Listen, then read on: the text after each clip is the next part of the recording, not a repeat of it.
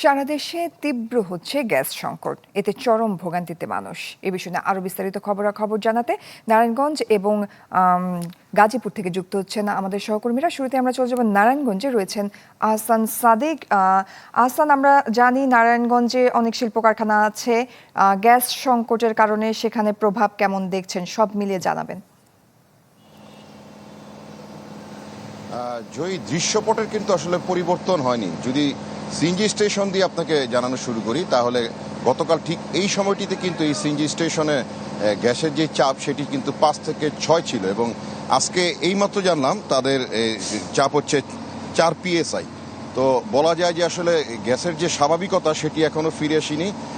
যেটি বলছিলেন শিল্পাঞ্চলে এবং নারায়ণগঞ্জে রপ্তানিমুখী কিন্তু শিল্পাঞ্চল নারায়ণগঞ্জে রয়েছে, পোশাক কারখানা রয়েছে, যেগুলি আসলে বেশ কয়েকটি গ্যাস এবং গ্যাসের এই সংকটের কারণে কিন্তু তাদেরকে যে উৎপাদন, সেই উৎপাদন কিন্তু ব্যাহত হচ্ছে। তো এই ক্ষেত্রে শিল্প মালিক যারা বলছেন যে সকল শিল্পগুলিতে রপ্তানি করা হয়, গ্যাসের এই সংকটের কারণে কিন্তু আসলে রপ্তানি ক্ষেত্রে একটি বিশাল প্রভাব পড়বে এবং উৎপাদনের একটি প্রভাব পড়বে। তো এই অবস্থায় যদি এই বিষয়টি দীর্ঘস্থায়ী, তাহলে তাদের টিকে থাকা কিন্তু দায় হয়ে দাঁড়াবে।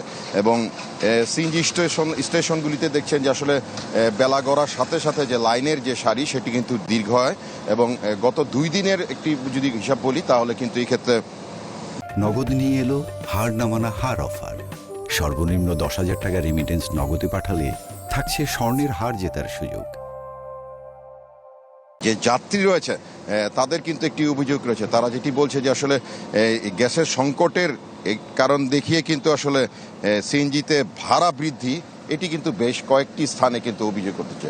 তো এই হচ্ছে নারায়ণগঞ্জ থেকে সর্বশেষ পরিস্থিতি গ্যাস সংকটে। জয়ী। আহসান সাদিক, ধন্যবাদ আপনাকে। দর্শক, আমরা দেখতে পাচ্ছি গাজীপুর থেকে রফিকুল ইসলাম খান আছেন। আর রফিক, গাজীপুরের চিত্রটা কেমন দেখছেন জানাবেন। জয়ী, সারা দেশের মতো গাজীপুরেও কিন্তু একই চিত্র, অর্থাৎ গ্যাসের কিন্তু কোনো উন্নতি হয়নি। আমরা যেটি দেখছি, গেল 1 সপ্তাহ যাবতে কিন্তু তীব্র আসলে গ্যাসের সংকট রয়েছে।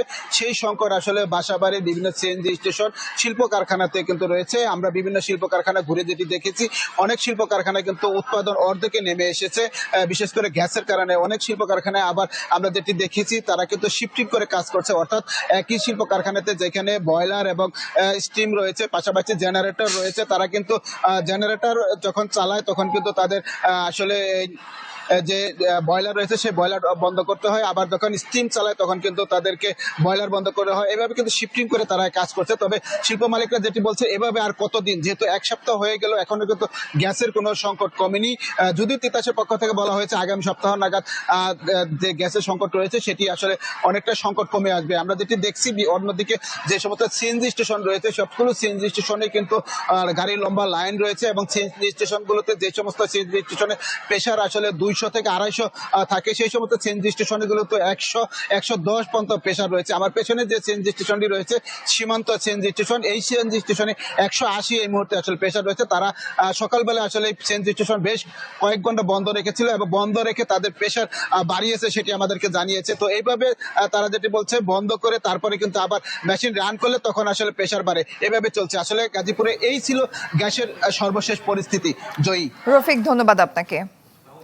দর্শক, চলমান গ্যাস সংকটের বিস্তারিত খবরাখবর জানছিলাম নারায়ণগঞ্জ এবং গাজীপুর থেকে।